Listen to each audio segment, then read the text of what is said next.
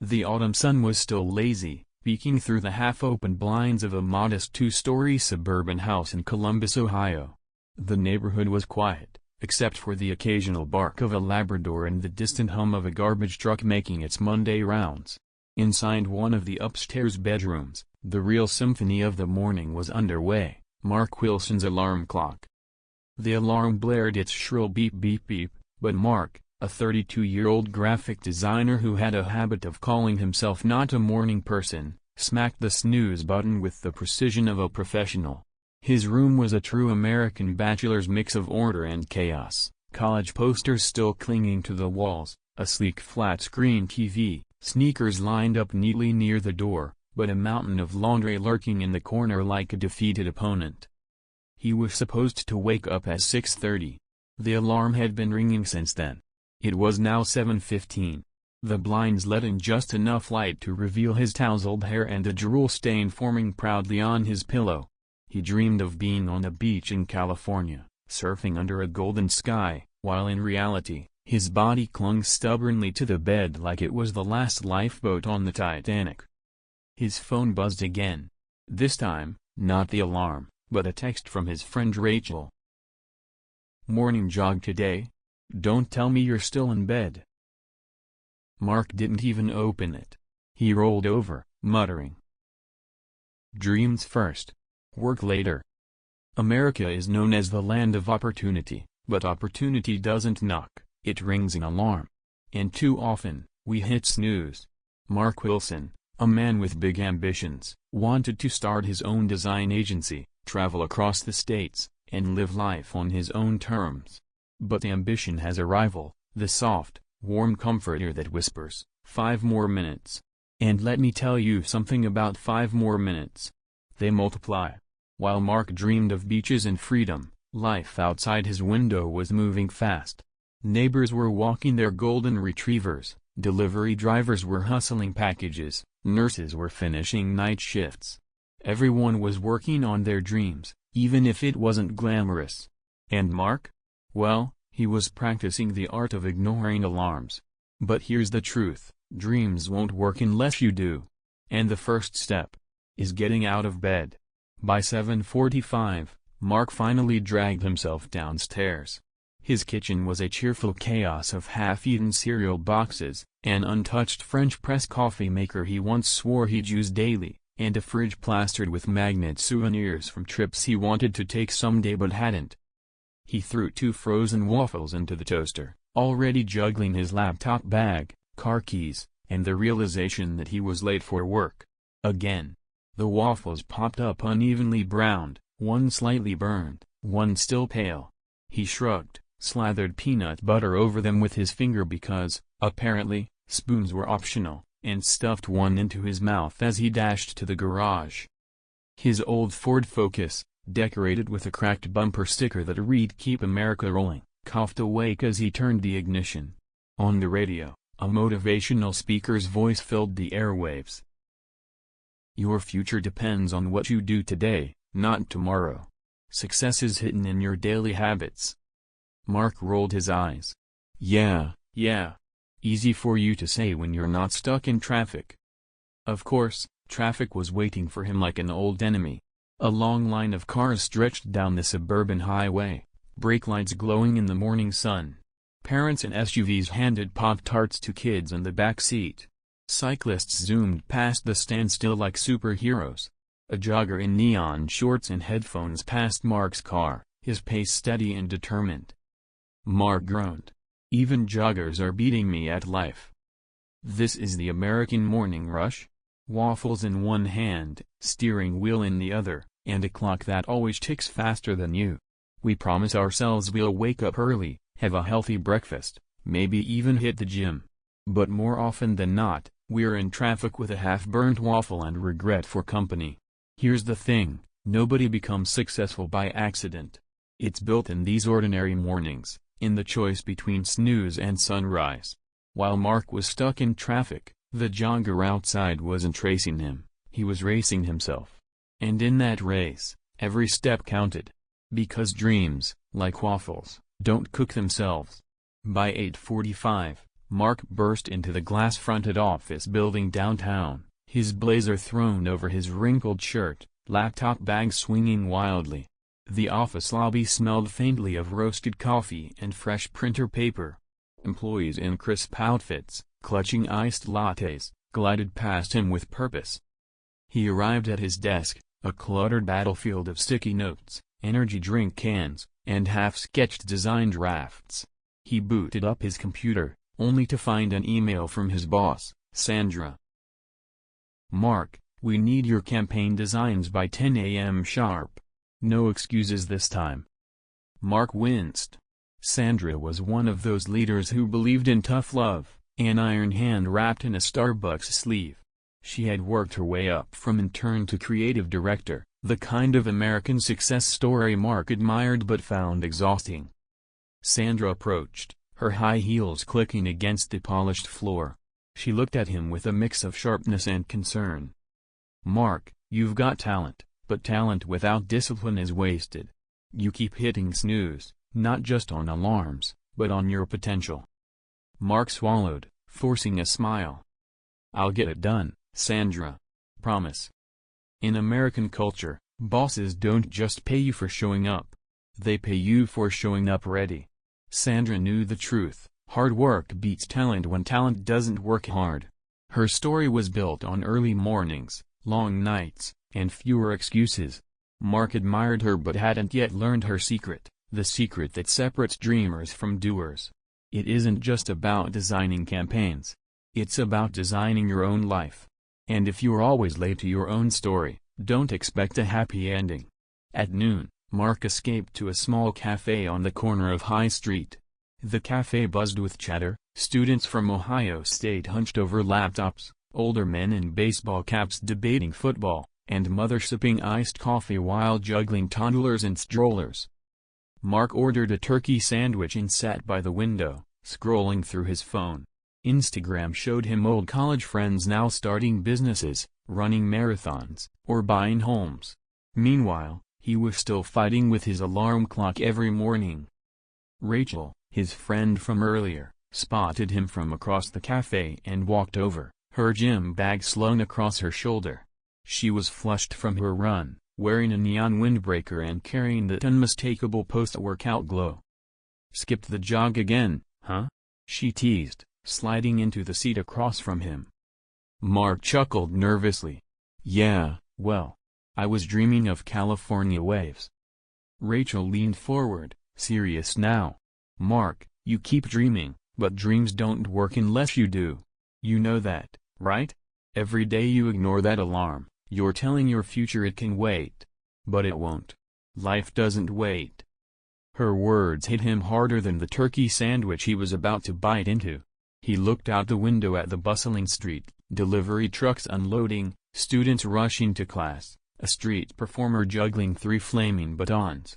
Everyone seemed to be moving, doing, living. Lunch in America is more than a meal, it's often a mirror. We sit with our sandwiches, scrolling through highlight reels of other people's lives, wondering where we went wrong. But the truth is, we don't go wrong, we go lazy. We let opportunities slip while we chase comfort. Rachel wasn't just reminding Mark to jog. She was reminding him of the truth carved into every American success story: consistency beats luck. Ambition needs action. And the first step to catching your dream is waking up when the alarm rings. That evening, Mark drove to his parents' house in the suburbs. His dad, Robert, a retired postal worker, was mowing the front lawn in his faded Ohio State cap, while his mom, Linda, was setting up folding chairs on the porch for what she proudly called their mini neighborhood cookout. The air smelled of burgers sizzling on the grill, a mix of charcoal and sweet barbecue sauce drifting down the block. Neighbors waved as they passed, kids on bikes, a young couple walking a golden doodle, and an older man lugging a cooler that probably had more sodas than actual food.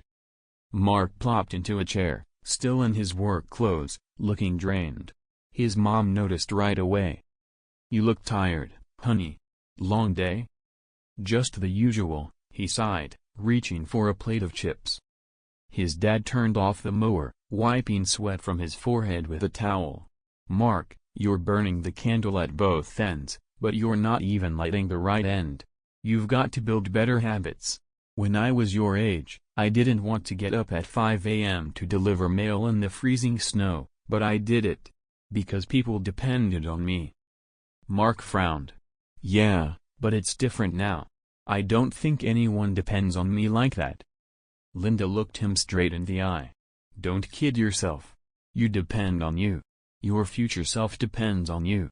Every day you snooze, you're stealing from the life you could have.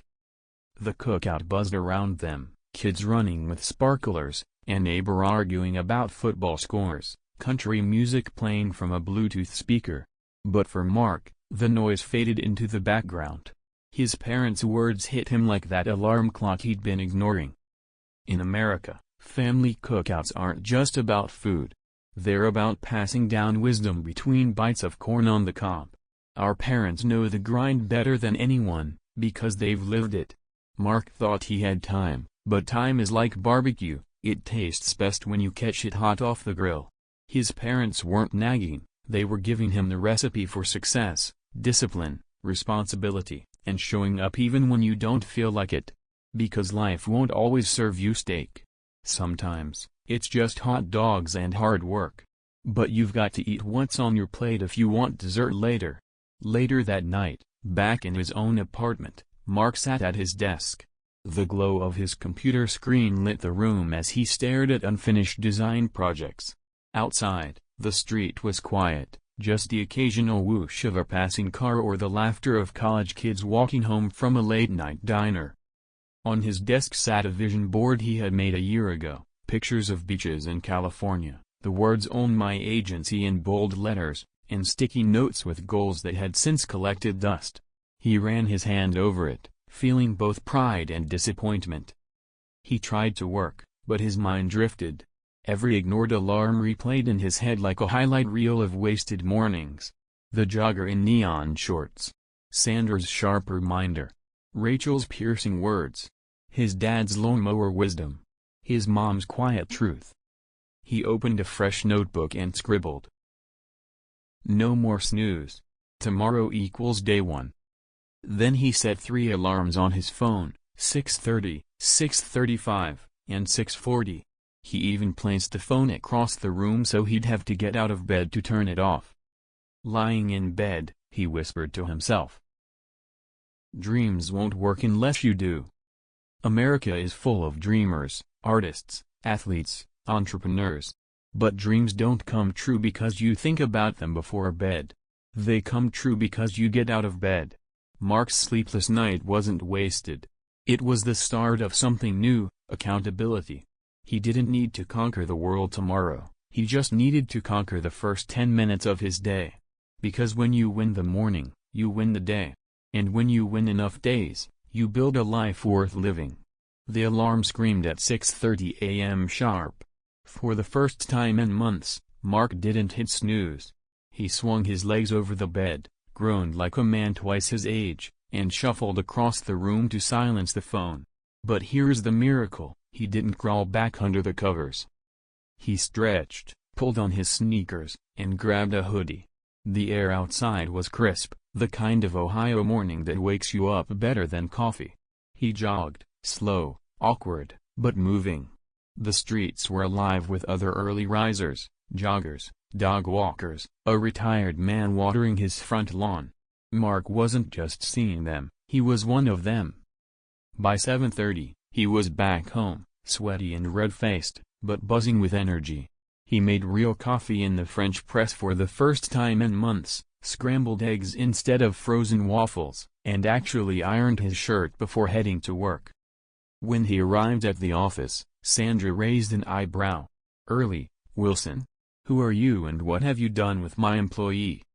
Mark grinned. Just trying something new, being on time. Sandra smirked. Keep it up. Talent plus discipline? That's unstoppable. This was no marathon. No heroic leap. It was just one morning.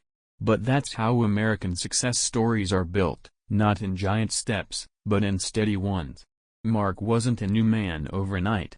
He was simply a man who had won his morning. And that win gave him the momentum to tackle everything else. Momentum is contagious. One good choice breeds another. And pretty soon, those choices become who you are. Mark wasn't dreaming anymore, he was doing. Months passed. Mark's alarm became less of an enemy and more of a teammate. He no longer snoozed through his ambitions. He jogged 3 mornings a week, meal prepped instead of rushing through burnt waffles, and showed up to work early enough to surprise even Sandra. But the biggest change wasn't in his mornings, it was in his mindset. He had started freelancing on the side, slowly building his design agency dream. By spring, he had his first real client. By summer, 2 more. One morning, standing on his balcony with coffee in hand, he watched the sunrise paint the Columbus skyline in orange and gold. For once, he wasn't late to the day. He was ahead of it. Rachel joined him for a jog, smiling when she saw him laced up and ready.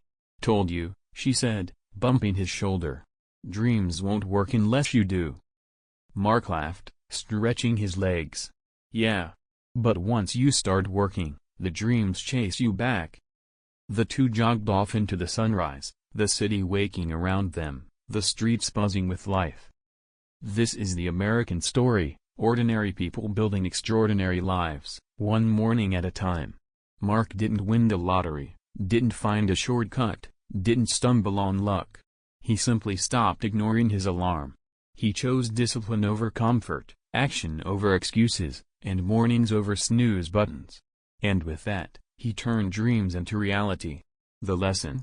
You can't dream your way to success. You can only work your way there. Because dreams won't work unless you do. Like and subscribe if you want to be happy and motivated.